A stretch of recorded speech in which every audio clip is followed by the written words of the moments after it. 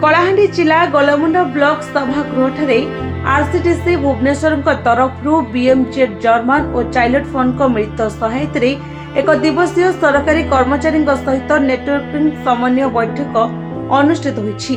श्री रथराम बाग प्रकल्प सदस्य को आरसीटीसी समस्त स्वागत जणाई बैठक करिपार लक्ष्य उद्देश्य विषय अवगत करथिले।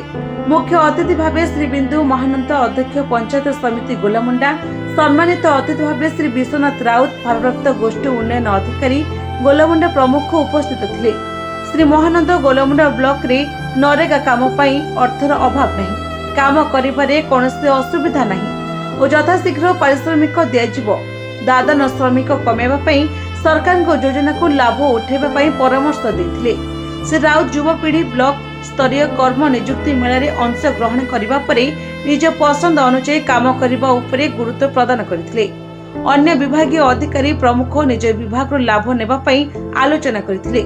कार्यक्रम में श्री गोपाल नायक जैविक सार करी केमिति लाभ पाइबे से विषय अवगत करथिले तथा भक्तर महानंद युव उद्योगी तालीम परे आरसीटीसी पाइथिबा 10,000 अनुदान राशि सहायता देशी कुकुड़ा पालन करी अंडा कुकुड़ा बिक्री करी लाभ पाइबा उपरे आलोचना करथिले।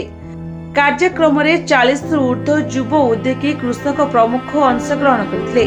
कार्यक्रम को आरसीटीसी सरिता, संजय, जाज्ञ, लक्ष्मणी, सुधांशु और नादिया सहयोग करथिबा बेले बुलु लेंका धन्यवाद अर्पण करथिले। कलाहांडी रथराम बाग रिपोर्ट, निरपेक्ष न्यूज।